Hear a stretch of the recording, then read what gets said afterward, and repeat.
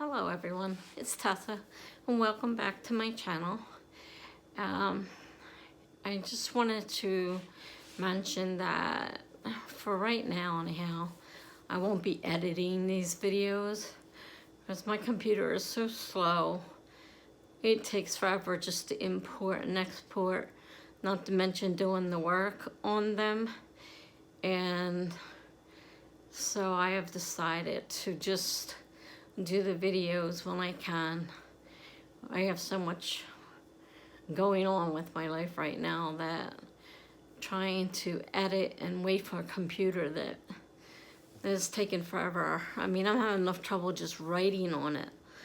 I mean, it takes forever for a word to come up and, you know, to save something and try to switch screens. There's a memory issue. I know that's a problem. I looked and saw there's nothing left. So the, you know, a computer, for those of you who don't know, it needs memory in order to swap, in order to do its business. And mine doesn't want to do its business because it doesn't have the room to move around in. It's like squashed in there and it's trying to move and it just sits there and hangs up. And so I have to give up with the editing for now. If I can get another computer, maybe I'll have to start again because I'll probably forget what I did learn. But I can't do this. I mean, it'll take me a couple days to do one video and I don't have that much time. I have a lot of time, but I don't have that much time. So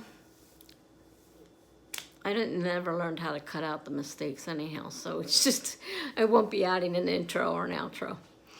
Nothing important. A lot of people don't do it. I notice not. And there's a lot of people that have large followers don't do it even. So it's not the end of the world that I can't edit the video. But that's not what I came here to talk about. I am now almost, as we noticed by the calendar, almost halfway till NaNoWriMo. It was only 2 weeks, a couple days maybe. And I'm still trying to figure out what I want to do.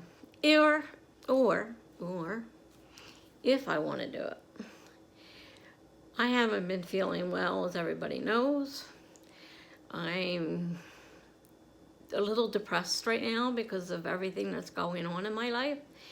And I don't have that desire to write, which you kind of need. And it won't be the first NaNoWriMo that I've started and just stopped and never completed. It won't be the last time to either, I'm sure. Because when you have bipolar disorder, moods come and go. And so many times my down phase would flow into November. And even if I managed to start, I wouldn't finish. I couldn't do it. Now, lately, I've been really doing good and really feeling the desire to write. And after I did a great job with the July thriller I wrote, I thought it was great at the time. I didn't know what I was getting myself into. And I now realize that, number one, that's got to be rewritten. And I have to figure out some way to cut down on the amount of POVs I have, because I have over 5, maybe over 7, really out there.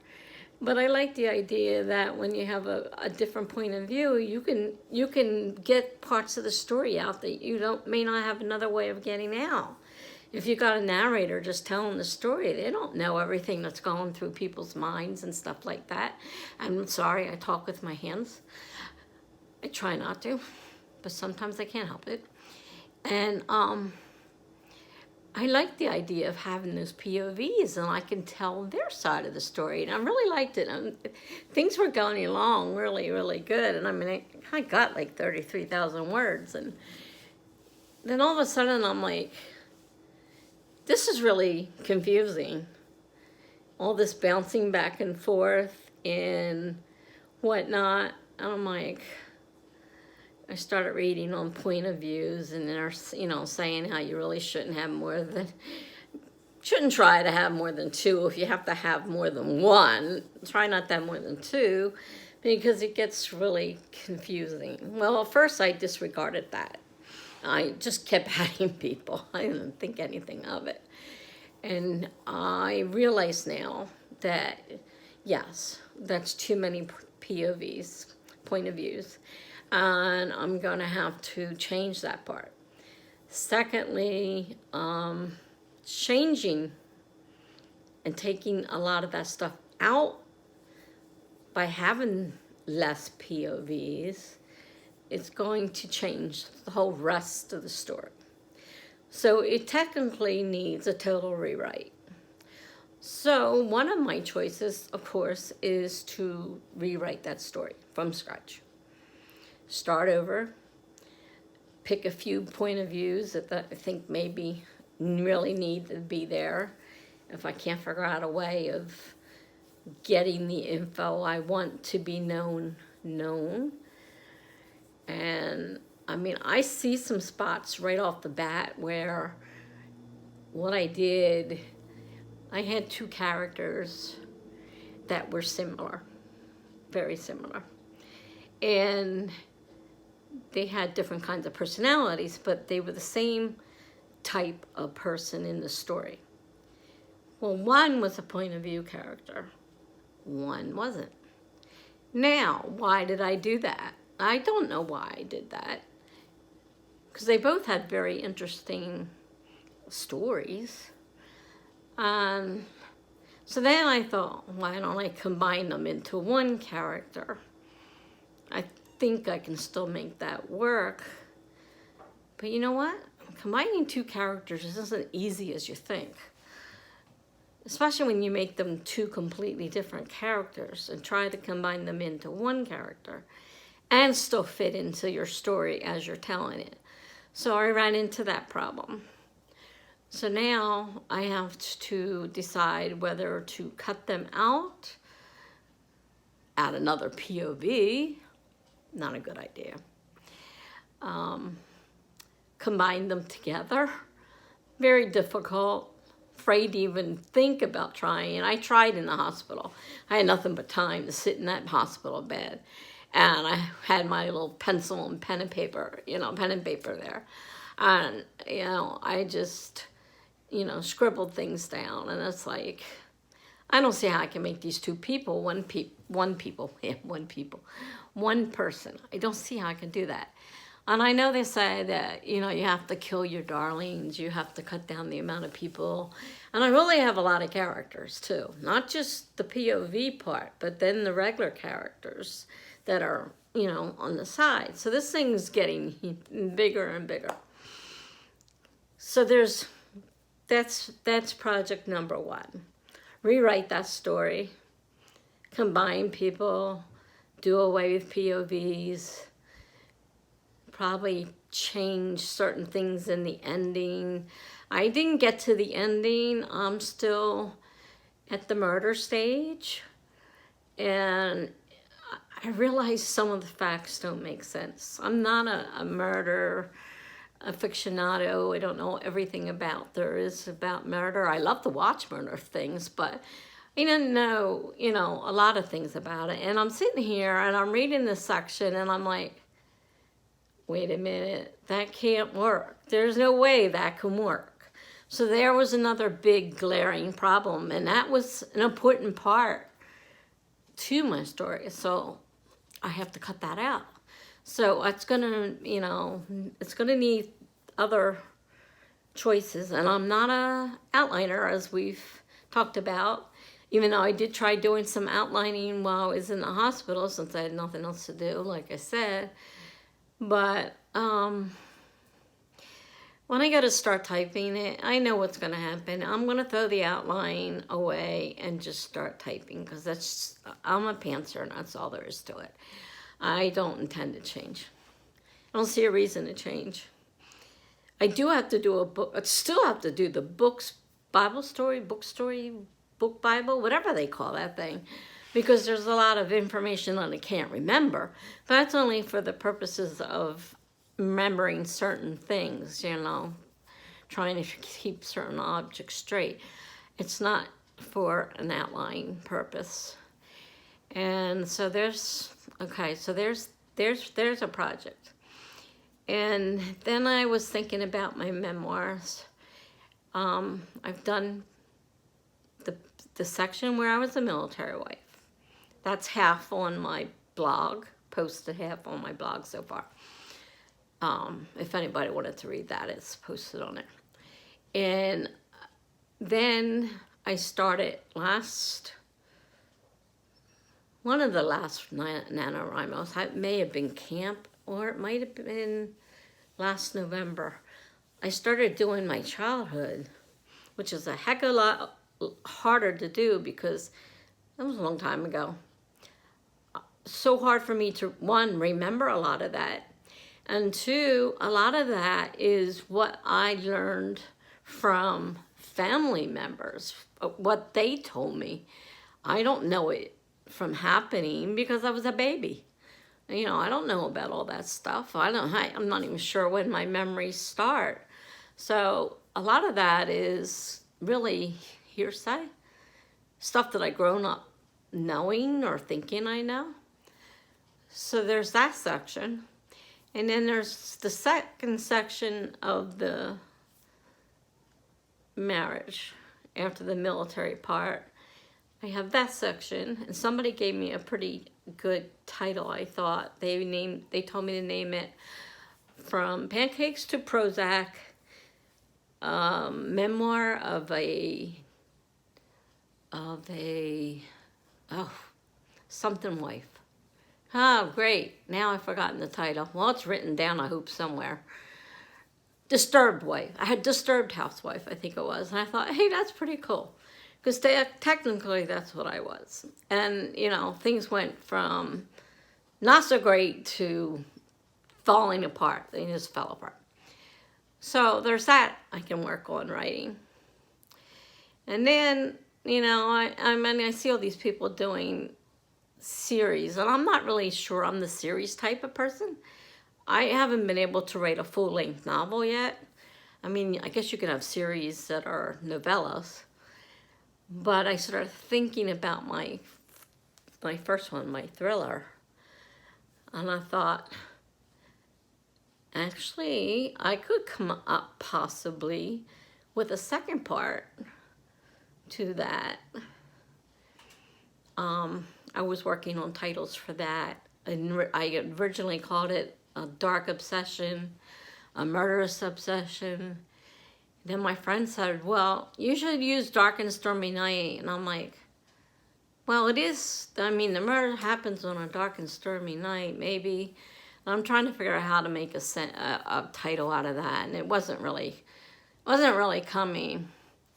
And then I just thought about it. I thought, why not something simple like maybe Murder at Cove Park? Okay, that's a possibility. And then as I was sitting there thinking about this possible, I'm not going to guarantee a series. I have no trouble guaranteeing one book, and as you can see, I haven't completed any yet. A second part to that, I'm thinking, I don't want to give the title away, because that would give the book away. So I'd probably have to figure out a different title. But I could use the same people, the same town. I wouldn't have to get all new stuff. But that has to come after the first one. So that's not really a choice for this one. It's not for this Nano, obviously, because I have to finish the first one before I can possibly write a second one. But there is a possibility, because somebody had told me about, doing series like that, like involving around a town, involving around a detective, like, evolving around a certain person that is in each series of the book. And they could also be standalones. They don't have to be actual series as in 1, 2, 3. You must read them in, or you're not going to understand what happened. Depending. I'm not sure this one would work so well as standalone, though. I think they would have to be actually a duo. I'm not sure I can come up with 3. Who knows? I didn't think I could come up with 2. But then again, I haven't written them. I'm kind of getting ahead of the game here. So I haven't made a decision, and I haven't gotten much done, and I've got about 2 weeks left. So I need to get on my butt and get it moving, because November 1st is almost here. I have a big idea. I've got ideas, but I don't have anything really started. And I have to struggle with my word because it writes slower. And I don't think it would matter whether it's Google or Scrivener, which Scrivener I still have to learn how to use. But even if I use Google Docs, everything is running slow on that computer, unfortunately, because there's just no memory left in it. And it's 6 years old. What do you want from a 6-year-old computer? It doesn't have that many gigs in it of memory. And I've got these big, programs for editing, etc. They take up a lot of space. And since I paid for them, I kind of don't want to delete them. So I can't even write as fast as I would normally write. I can type pretty fast. And if I stop the inner critic, I can really whip it out. The problem is, like I said, I can't fight with the computer. I'm constantly rebooting that thing just to get it so I can get it to run at all. And so I've got, issues. I have a Chromebook, but that's even harder for me to use. And I would have to use Google Docs on there. I can't use anything else, and that's just, I'm not very good at that. I wanted to get a laptop, a regular, thought about Apple, but I don't think, 1, I don't have the money. I know they're more expensive. 2, all my programs are for Microsoft. So if I went laptop, it would have to be Microsoft, and I'm not very good at it, as I can see by using this Chromebook. So I'm not so sure what to do about that, but I don't have the money right now anyhow, so can't do anything anyhow. I just have to struggle with what I have.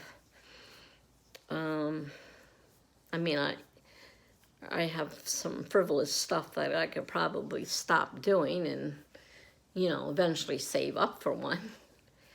But then my car is a 2006, and it's got a lot of issues. And if I get a major, problem that needs fixing, that money is going to have to go to that. I won't be able to throw it away on a computer. So I just have to leave things as they are for now. So I haven't got very much further. I gave you, the 3 ideas I have in mind. 2 of them are only possible right now. The other one, of course, like I said, I can't write the 3rd piece until the first part is done.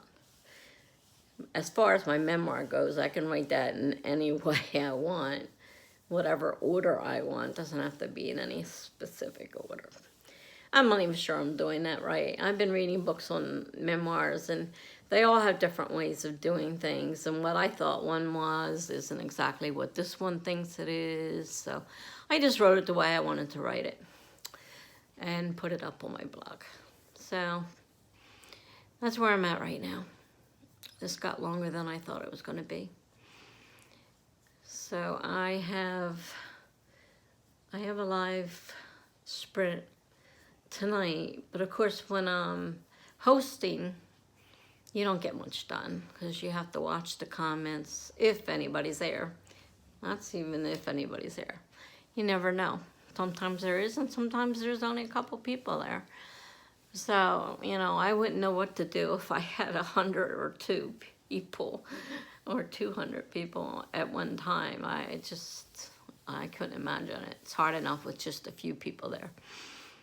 But, I mean, each time I do it, I learn it. But I have to learn all over because I haven't, you know, I've only done a couple since I got out of the hospital. And I was in the hospital 6 weeks, so...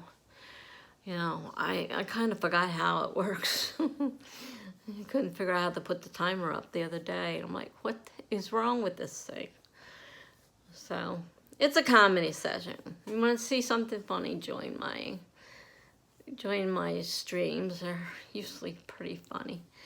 But anyhow, that's where I'm at. I've got 2 weeks to make a decision and try to get something prepared. Since it's Preptober, and see what I can do. And that's about all right now. If you like this video, please, by all means, like it. If you haven't subscribed and would like to, please subscribe and hit the notification bell. I haven't checked my subscribers lately, but not too far off of 100 now. Maybe eventually I'll get there. You know, the first big milestone is 100. So that's what I'm trying for. So everybody, please be careful. The virus is still running pretty rampant out there. And unfortunately, where my dad is and the place I just got out of is now got another sick employee. Again, they're asymptomatic. They only get caught in the test, but they have to stop. You know, they can't work anymore because when you're asymptomatic, you can give it to people. And that's what people don't realize with masks.